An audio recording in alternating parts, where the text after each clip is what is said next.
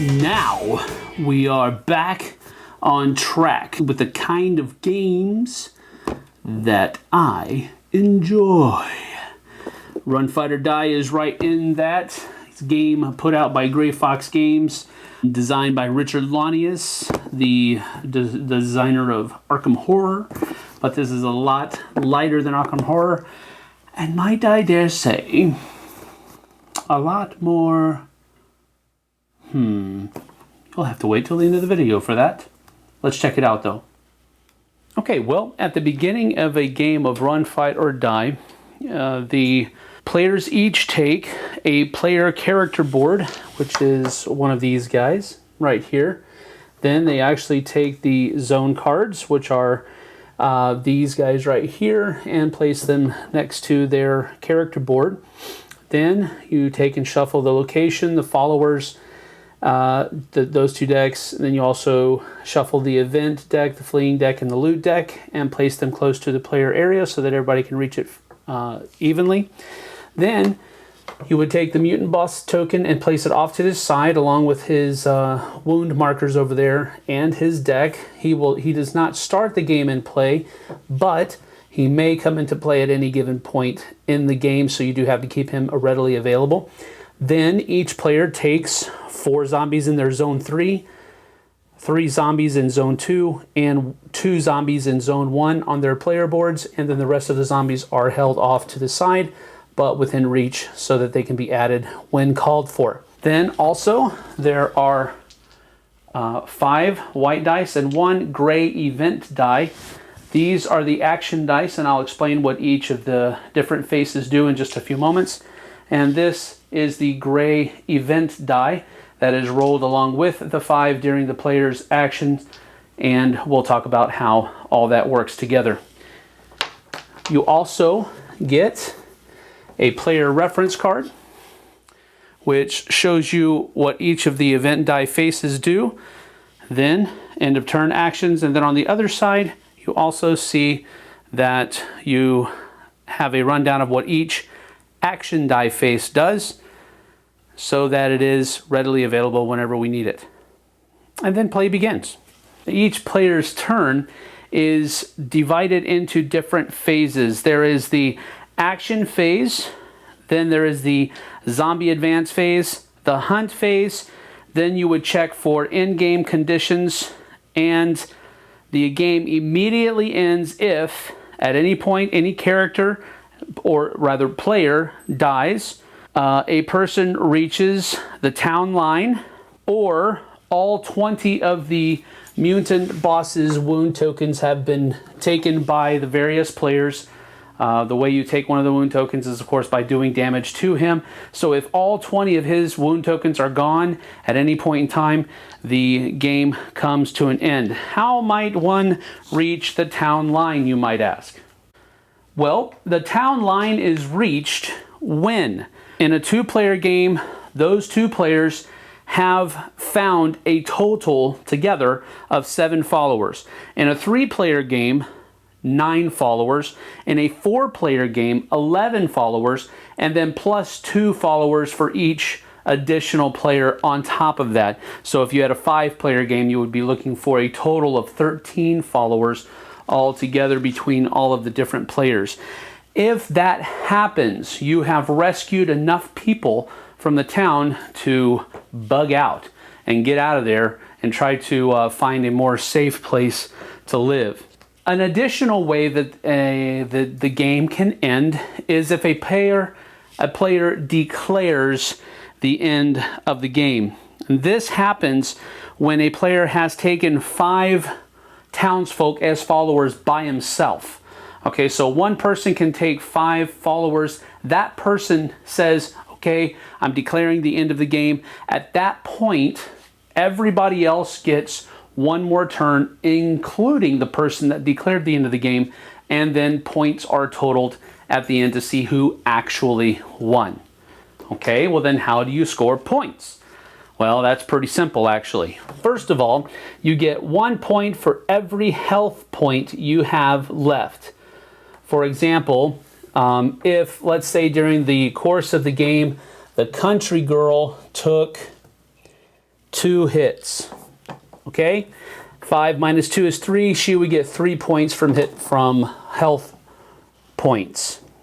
Then you get the amount that your followers are worth. So if you had the curious kid at the end of the game, he would be worth 3 points. If you had the hit girl, she would be worth 2 points at the end of the game. The ice cream vendor is worth 0 points during the game, but he does give you a positive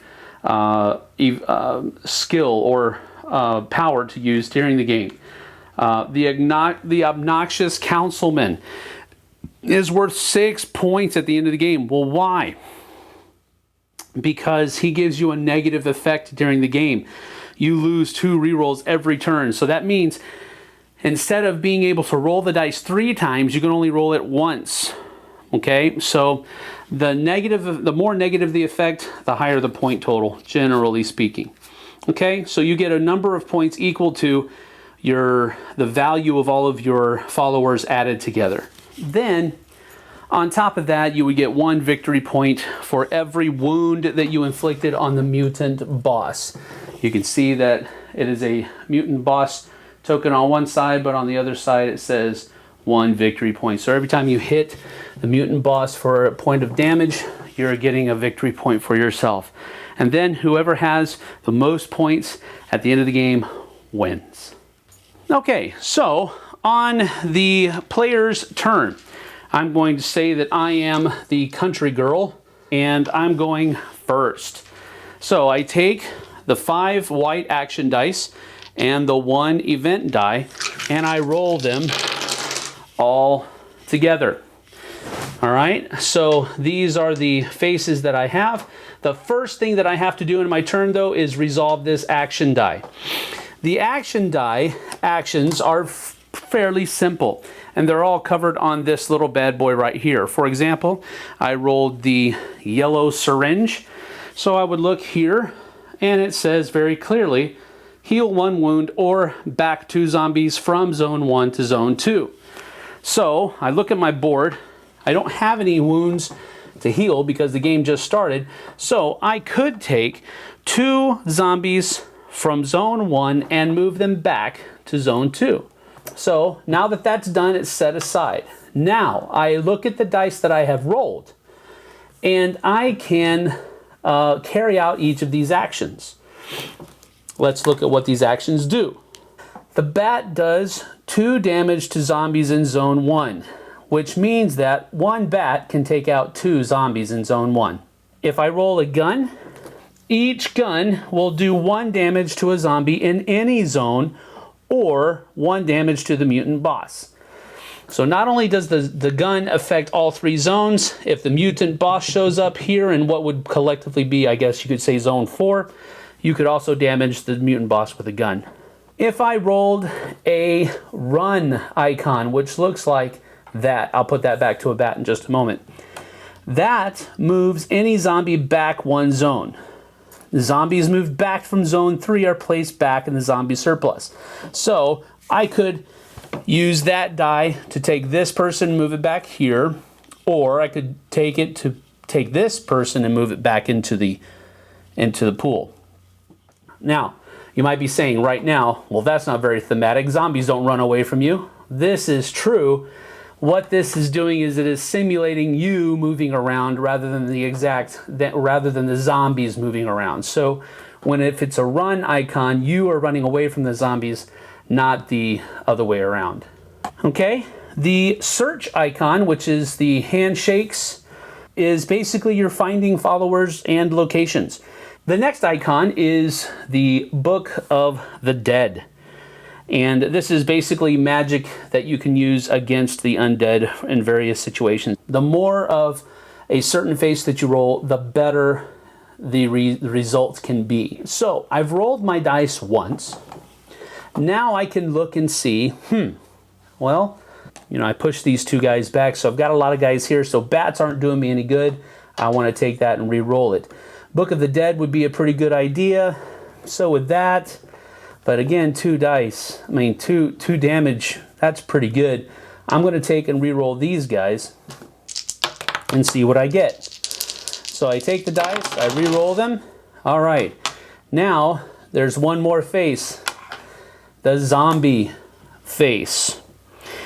Whenever that is rolled, it locks that die unless the player first draws a fleeing card, one of these guys, and then does the action.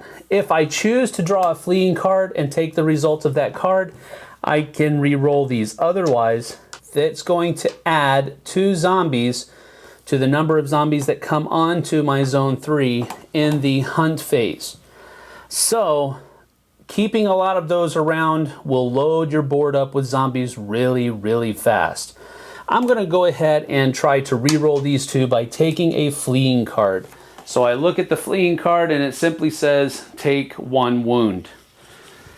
So I take 1 wound, but now I can re-roll these.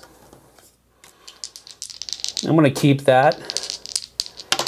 I think it's necessary. Okay, that was my last re-roll. I have 1 Book of the Dead. I have an extra zombie icon now. So, the Book of the Dead lets me draw an event card.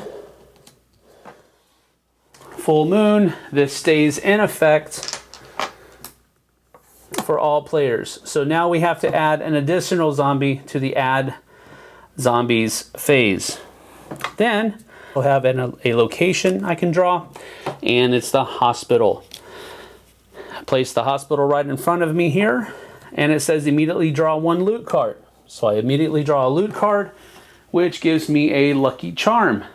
So that's a lucky charm that I now have. I found it at the hospital.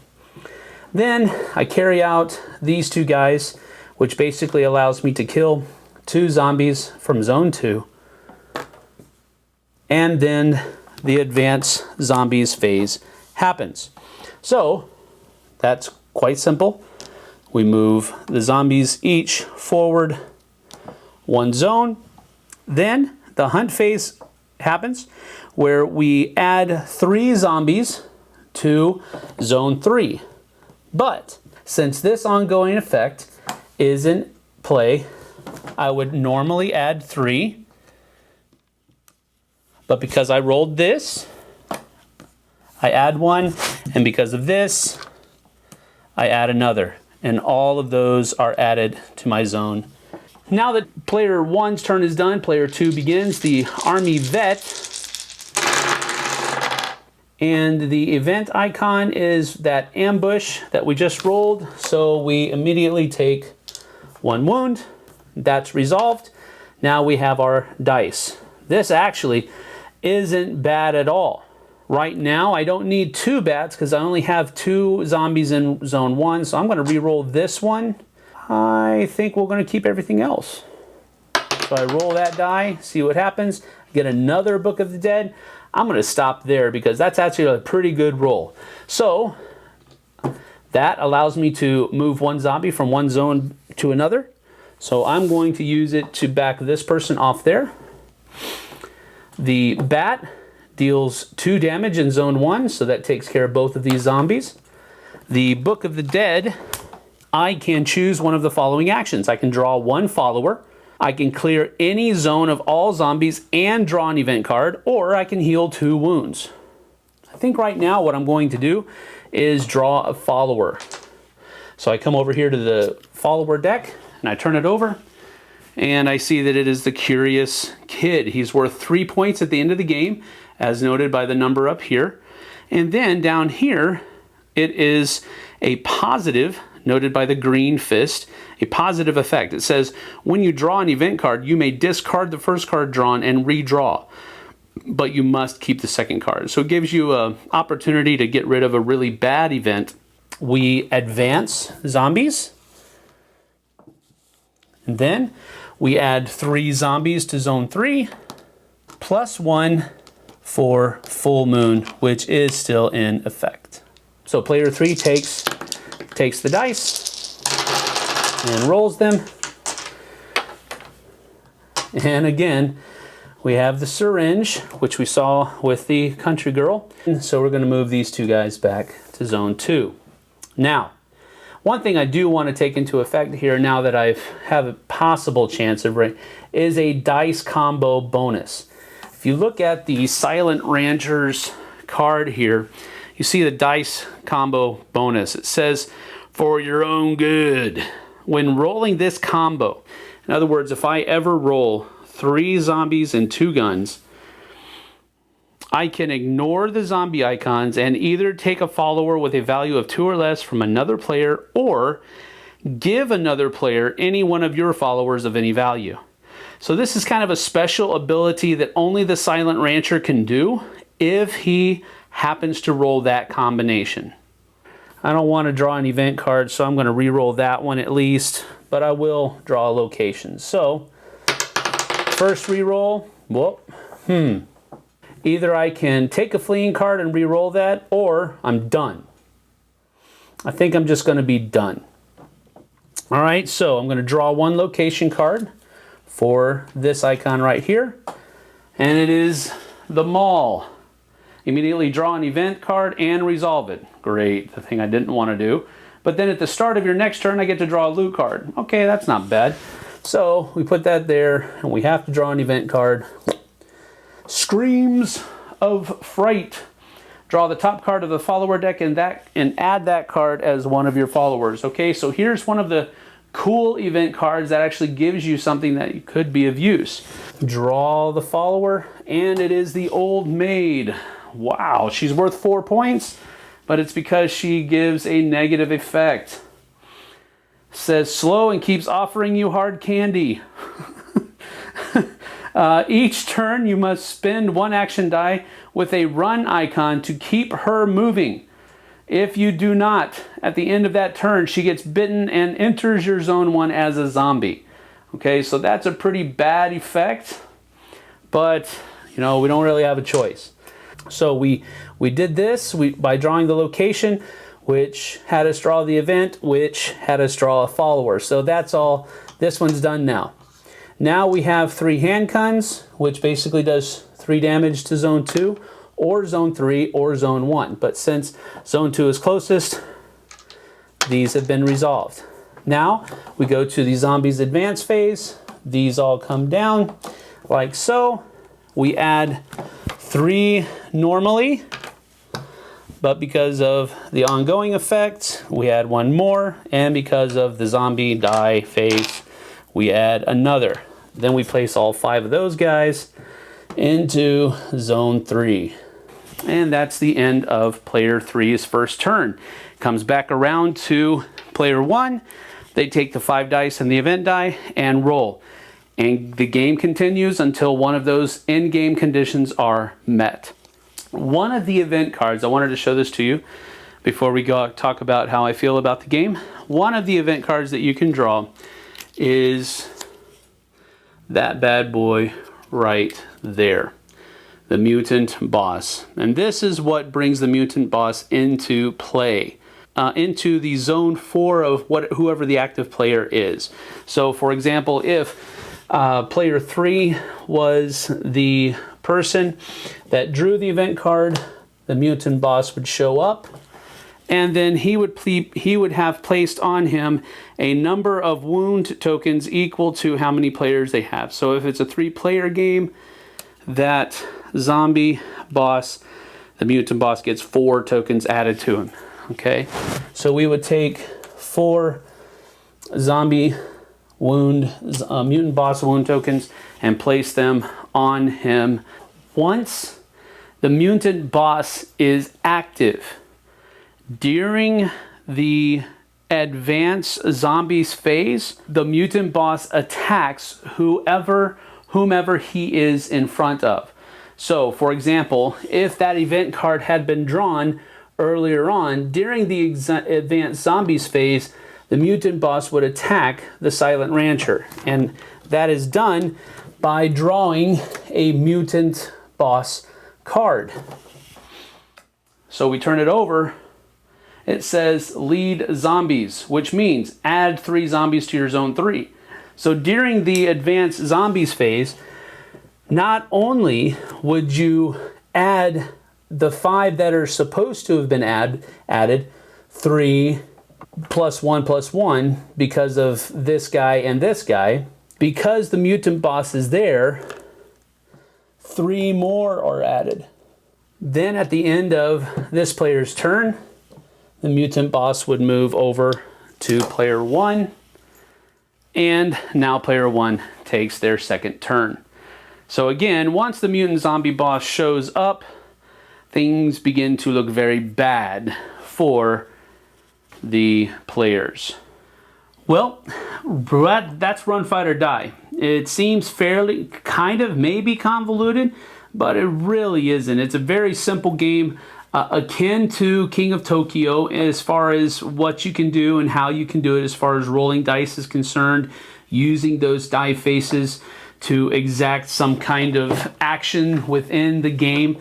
One thing that I didn't go over in gameplay because it didn't come up is what if you can't handle the zombies that are in zone 1. Maybe you can knock out 2 of the 3, but there's 1 left. What happens in that zombies of advance phase?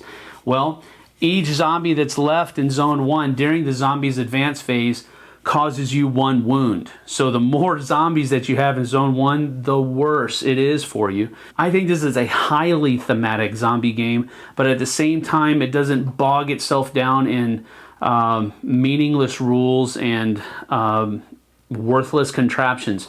It does not take itself too seriously, and matter of fact, it actually makes fun of itself because a lot of these follower cards have hilarious theme text in it, and that's one of the really cool things that I enjoyed about it is that the text of the game and the kind of people that are there. You saw with the old maid, she keeps trying to offer you some candy, so you have to spend a run face just to keep her with you. All of these things really come together to make an entirely fun experience. You're invested in other players' turns just as much, sometimes, as you are in your own turn, because some of the things that happen with their event cards can actually cause you to get more zombies added to your zone 3, not just theirs. So you're wanting to pay attention on everyone's turn just so you can keep abreast of what's going on. This is one of my favorite dice rolling games. Run, Fight, or Die by Richard Launius, put out by Gray Fox Games. If you have not yet had a chance to play this, I would highly encourage you going out and checking it out. It is a very fun dice game, along the lines of a King of Tokyo or a King of New York as far as gameplay weight is concerned. This one gets 2 zombie thumbs up from me for fun factor alone. Go check it out. I'll see you on the flip side, folks. Thanks so much for watching the Dice Tower videos. Find more great videos and reviews, as well as our top-rated audio podcast at Dicetower.com. You can also find other great shows at Dicetowernetwork.com. I'm Eric Summerer, and you've been watching The Dice Tower. The Dice Tower is sponsored by Cool Stuff Inc., where you can find great games for great prices. Cool stuff in stock. Check them out at CoolStuffInc.com.